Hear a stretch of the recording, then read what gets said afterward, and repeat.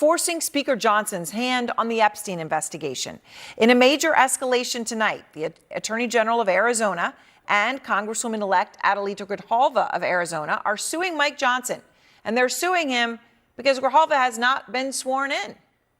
So what does all this have to do with Jeffrey Epstein? Because it does at its heart. Grijalva is the final vote needed for a bipartisan maneuver called a discharge petition that goes around Johnson. Because he does not want a vote to release the full Epstein files. This would go around him, get that vote to release the files. Grijalva was elected in Arizona 28 days ago, a whole month. And Johnson has, in that time, used every excuse not to swear her in. Look, we'll schedule it, I guess, as soon as she wants. It has nothing to do with... As soon as the Democrats vote to reopen the government... She deserves to have all the pomp and circumstance that everybody else does. Have her family and friends in the balcony. But, so if she flies in her family, would you guys do it? She'll get the full bells and whistles. The Speaker of the House, Mike Johnson, just walked out of the chamber in the middle of a heated floor session with cameras rolling, aides chasing after him, and lawmakers shouting over each other. It looked like a routine procedural fight that got a little bit too much and got out of hand, but what actually pushed Johnson to storm out wasn't just nonsense. It was the legal and political disaster that had been brewing for weeks, one that hit right at the heart of MAGA's power structure. This wasn't about a simple disagreement. This is about control and about what happens when the courts, the Constitution, and Johnson's own party turned against him at the same time. So this started with a lawsuit out of Arizona. The state's attorney general, Chris Mays, and newly elected Congresswoman Adelita Grijalva took Johnson to federal court for refusing to seek Grijalva after her special election win. Johnson argued that the results were still under review, but the truth is much simpler than that. Grijalva's swearing in would have given Democrats a narrow procedural advantage on the Epstein files motion that the Republicans are desperate to block to protect Trump and a bunch of his cronies. Grijalva's seat was the final number needed. By keeping her out, Johnson was effectively freezing a vote that could embarrass some of the GOP's biggest donors and allies and leaders. When the court ruling came down, it wasn't even close. A federal judge blasted Johnson's decision as constitutionally indefensible, ordering him to seek Grijalva immediately. Within hours, cameras caught Johnson leaving the House floor mid-session, avoiding reporters as his leadership team tried to regroup. For a man who's built his image on legal expertise and some Christian discipline and an even tone, this was a humiliating moment for him. The ruling doesn't just force Johnson's hand, it cracked open a question about whether congressional leaders can even represent people, or whether they can just block representation based on political convenience and preventing anyone from actually having representation in Congress. With the gerrymandering, with refusing to seat people, they're getting in the way of all of our democratic processes. Legal analysts said that this case could set a major precedent if it's followed through, that if a speaker can be sued for denying a certain member their seat, it kind of redefines the limits of House authority, and it actually sets some rules and standards. And when Grijalva called Johnson out on not swearing her in, and doing it, she says, to protect Jeffrey Epstein and his high-powered clients, Johnson had this to say. Bless her heart, she's a representative-elect. She doesn't know how it works around here. Well, putting the condescension aside, she does know she's supposed to be sworn in. That, of course, is democracy 101, right? You get elected by the people of your state and you get sworn in. That's democracy. Behind closed doors, Republicans were furious. Not at Democrats this time, but at Johnson himself. Many had warned him that this would backfire in court if he kept it on too long. Instead of backing off, though, he doubled down, convinced that no judge would want to challenge congressional procedure or challenge the president and what he wants. But that gamble collapsed fast. These courts are challenging what is actually anti-constitutional and anti-democracy as illegal. Even conservative commentators who usually defended Johnson called it a rookie mistake on his part. They want him to actually succeed and keep the government shut down. They just think he's failing at it. It exposed how fragile his leadership really is. A speaker who's just trying to hold together a completely fractured conference while catering to the MAGA base that put him there. By the time Grijalva was sworn in, Democrats are already framing this as a win for constitutional accountability. One lawmaker put it very bluntly: you can't preach law and order while you're breaking the law to hold power and to continue to hold power in the future. Joining us now is one of the 20 Epstein survivors who signed that letter, Liz Stein. Liz, thank you, as always, for being willing to share with us your thinking. Why was it important for you to sign on to this letter? I think that it was important for us to make our voices heard. You know, you just talked about how this has been, at this point, a 38-day delay. And it's really important to us that these files are released. And I believe it's important to the American public that these files are released, but we're stalled and we were feeling really frustrated. And so we needed to use our voice to kind of ask for accountability. Speaker Johnson has said this delay has nothing to do with the Epstein files, but is just because the government is shut down. What do you make of that argument? Well, I think that it's interesting to consider the fact that Representative Grijalva could be sworn in during a pro forma session, and that hasn't happened. To understand why Johnson risked everything, you have to look at what that vote meant. The Epstein files weren't just gossip fodder, they were part of a much broader effort to bring long-suppressed federal documents into public view and to create some real accountability for a lot of powerful people. Among them, names of high-profile individuals who had some dealings with Epstein's network, and records tied to past Justice Department investigations that had quietly disappeared from the face of the earth. The push for disclosure and transparency had gained unexpected bipartisan traction and a lot of support from a lot of Americans. But behind closed doors, MAGA-aligned lawmakers warned that releasing those files could drag some major Republican donors, and even figures tied to Trump's orbit, into unwanted attention. So when Grijalva's certification arrived, Johnson made the call to hold off.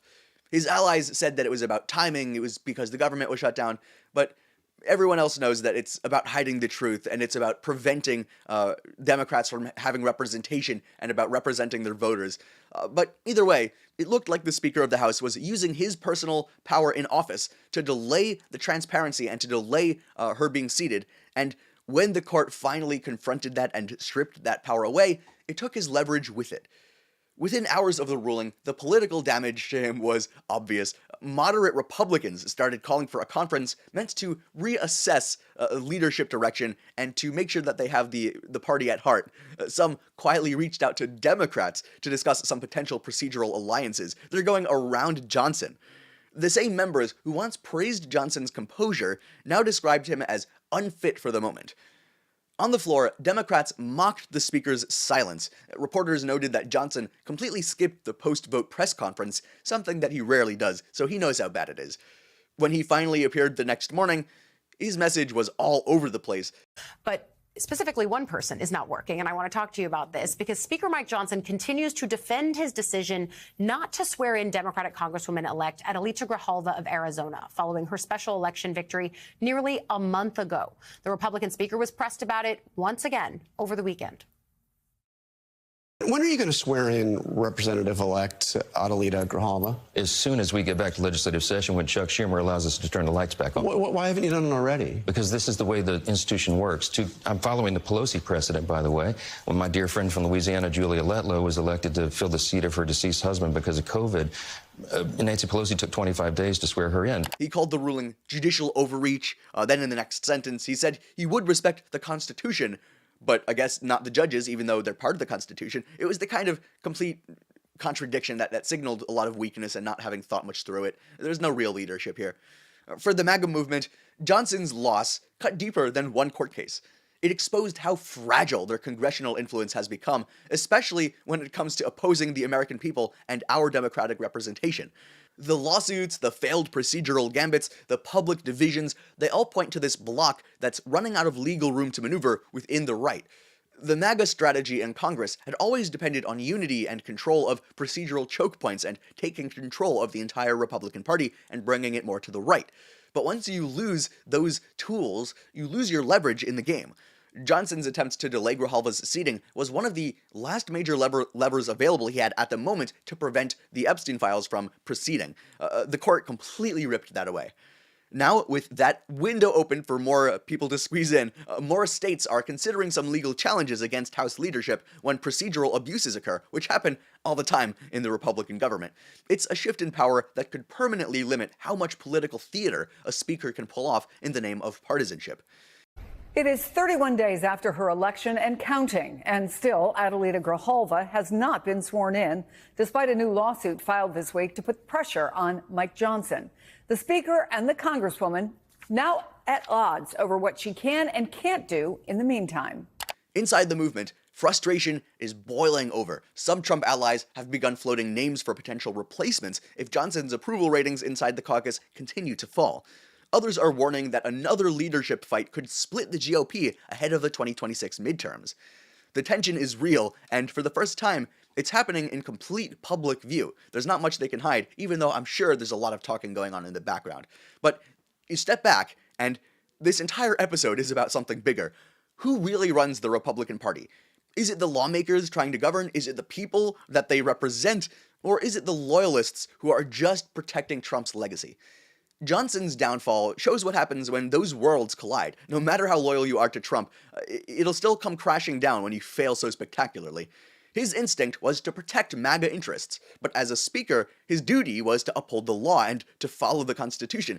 He chose loyalty over legality, and he ended up losing both.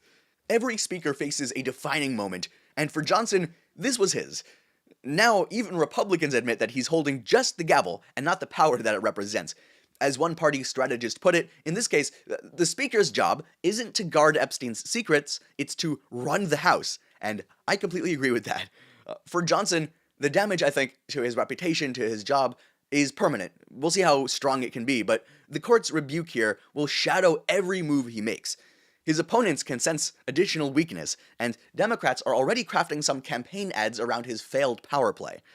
In short, Johnson's loss doesn't just bruise him, it shifts the power balance and the conversation going on in Congress and behind the doors. So there's a lot of changing going on here, and this large shift could signal more Democrats fighting back with campaign ads and joining in Grijalva's fight against Johnson, because I'm sure she has some things to say about him. So at first, Mike Johnson storming out of the House floor looked like just another DC meltdown from a Republican that got too angry and had to cool off. But it was more than that. It was the public unraveling of a strategy built on secrecy and built on misrepresenting the people, even though they voted for a representative. Johnson came into office promising transparency and accountability and order, and now he's remembered as the speaker who tried to block an election and to hide the truth about the Epstein files, and get crushed in court for doing it. His attempt to silence one district only amplified accountability and got him in more trouble. His effort to protect his faction and protect Donald Trump may have broken it for good and gotten his way a little more than he thought it would. For MAGA, it's a warning shot. The courts, the press, and even parts of their own party are finally pushing back to some degree, and there's still internal resistance. The old tactics to stall, deny, deflect don't work the same anymore. The cameras caught Johnson walking out in shame, but the real story was what came next. The doors closing behind him, and the realization that the control he fought to keep was already gone.